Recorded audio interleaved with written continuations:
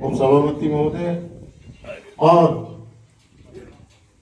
डोंगरी बांध विरोध संघर्ष समिति के सभी सदस्यगण और गांव एकट कोपरा पास रोपरा सभी गांव के छोटे छोटे गांव के पधारे हुए सभी पंचगण सभी को मैं कोटि कोटि प्रणाम करता हूं।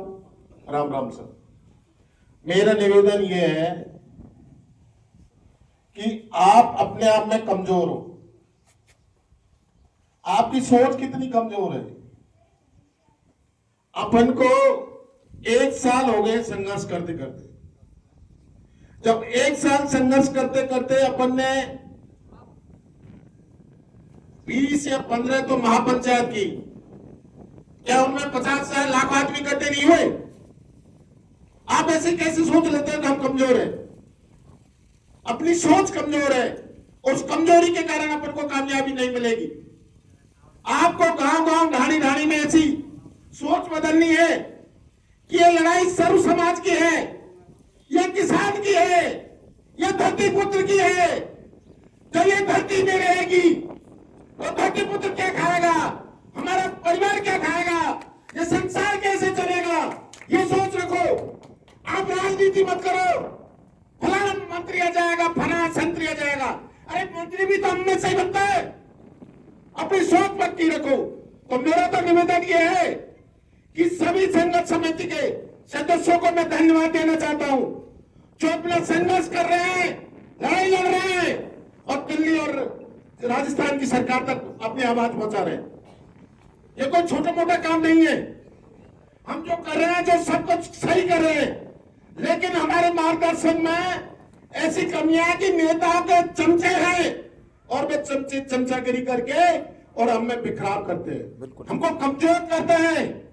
तो मेरे भाइयों, ये चमचों से बच के रहो, नेताओं से बच के रहो। यदि किसान की लड़ाई सब समाज की लड़ाई लड़ेंगे तो हमें कोई इस दुनिया में हराने वाला नहीं है और हमारा डोंगरीवान रद्द होगा, डोंगरीवान रद्द होगा। लेकिन हम अपने आप में कमजोर नहीं समझे। नेता कोई कहीं से पैदा नहीं होता, इस जमीन से पैदा होता है, आप लोगों में से पैदा होता है। कामयाबी उसको मिलती है जो संघर्ष करता है, संगठित रहता है। अपन अगर संगठित नहीं है, संगठित होना जरूरी है। आप किसी एक आदमी से पहचान करो। कर्नल वैसला तो एक हुआ था, लेकिन उसके साथ करोड़ों लोग जुड़ गए। तो हमें भी उनसे कुछ सीखनी चाहिए। जात बरादरी की बात नहीं है, संघर्ष की बात है। उन्होंने संघर्ष किया तो उनको परिणाम अच्छे मिले। इसलिए आप भी अपने आप में नेता बनो।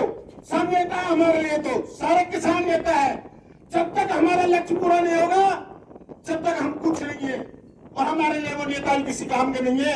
हम तो उनको कीड़े मकोड़े समझते हैं, गंदी नाली के कीड़े हैं जो हमारे हमसे बन के जाते हैं, हमारे वोट से बन के जाते हैं और हमारी बातों को नहीं मानते। हमारे वोट से ही तो बनते हैं नेता। हम किसान ही तो बनाते हैं, सर्व समाज ही तो बनाता है। और वही लोग चमचा वो बन जाते हैं, वो लोग सरकार के चमचे बन जाते हैं, जिससे हमारे बात को, हमारे हक की लड़ाई को नहीं लड़ते हैं। उनका कर्तव्य बनता है कि इन वोटों से, इन मतदाताओं से हम चुन के राजनेता बने। ऐसा कौन सा राजनेता नहीं है? सब बड़े बड़े राजनेता है। करौली में बहुत बड़े हैं, सभी माधोपुर में बड़े बड़े नेता है, लेकिन हमारे लिए तो वो कोई काम नहीं कर रहा हो तो बताइए आप लोग। नहीं, मैं गलत बोल रहा हूं तो बताइए, कर रहे को कौन सा नेता अपने लिए? अपने हिंद की बात कर रहे हैं कोई नेता कर रहा हो तो बताइए आप। अरे नेताओं की तो आप जानते हो, अपना उंगली निकालना सीखते हैं बस। नेता वही है जो झूठ बोलता है और फूट मारता है और अपने चमचे रखता है, वो नेता है।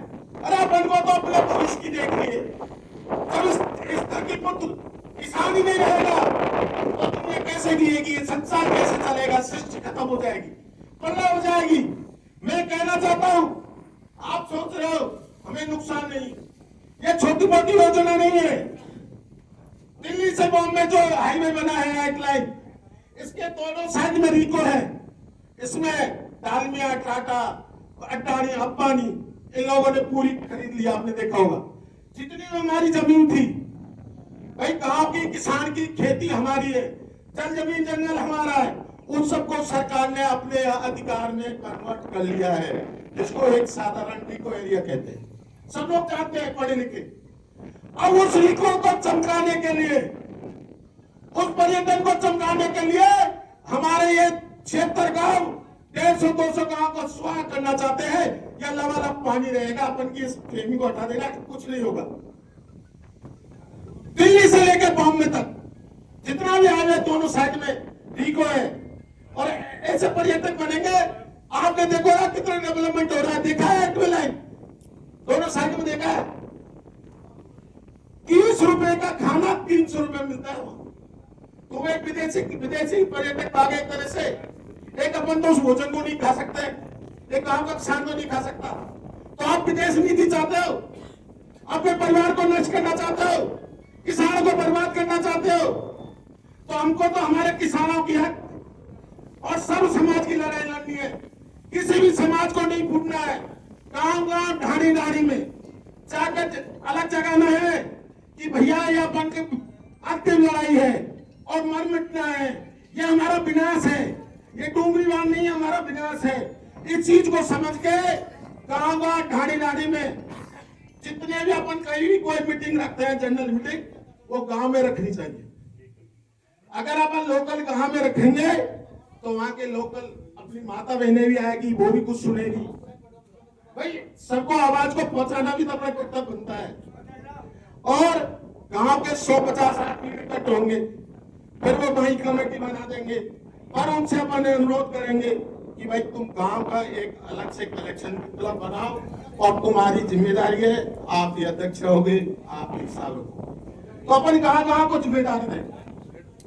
अपनी जो कमेटी है नहीं, ये बहुत मजबूत है, बहुत मेहनती है, लेकिन अपन को गांव में जाके अलग जगाना है और ऐसी क्रांति लानी है जो राजस्थान सरकार और भारत सरकार हिल जाए।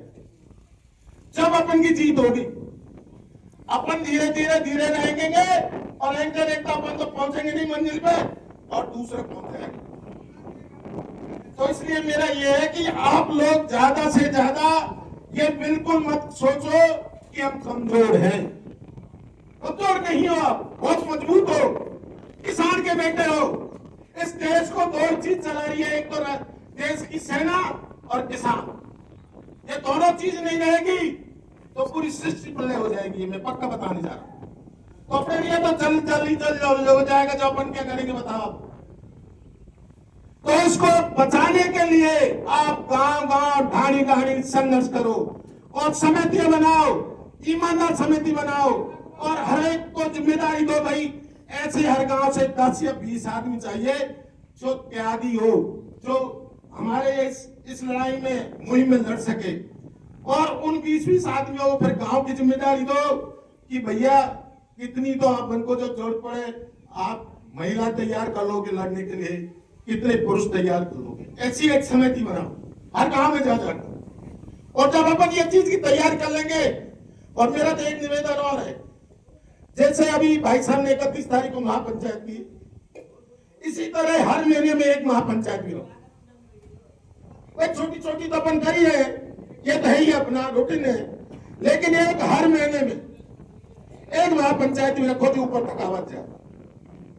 मेरा तो अनुरोध है आपसे, वैसे आपका सोचना है, क्योंकि संघर्ष करने के लिए और राजनीति के लिए, राजनीति को भी मतलब संगठन चाहिए, जीत चाहिए, बहुमत चाहिए। तो हमें भी हमारा बहुमत चाहिए, हमारी एकता चाहिए, हम इनको ज्यादा से ज्यादा संख्या को इकट्ठा करना चाहिए और ये मेहनत करेंगे।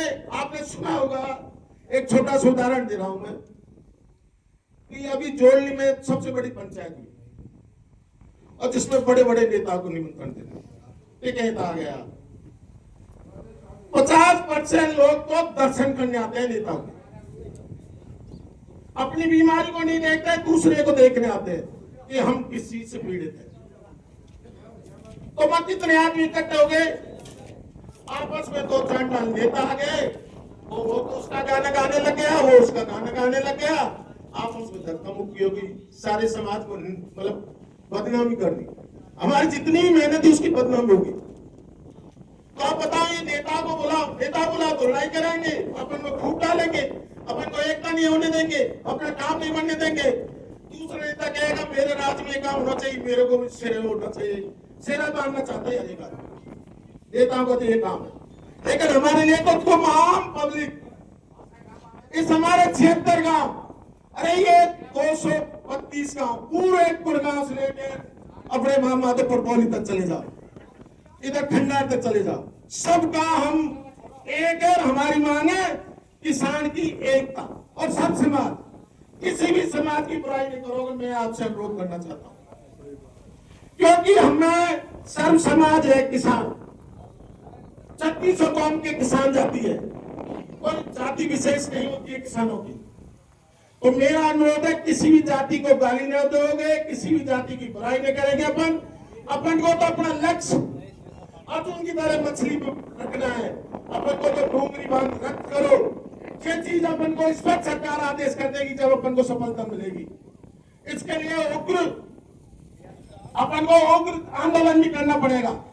जब तक उग्र आंदोलन नहीं करेंगे, चमत्कार को नमस्कार है मैं कहना चाहता हूं। हर आदमी देखा होगा अपनी ताकत, अपनी शक्ति और चमत्कार दिखाता है, वही आगे बढ़ता है और वही सफलता प्राप्त करता है।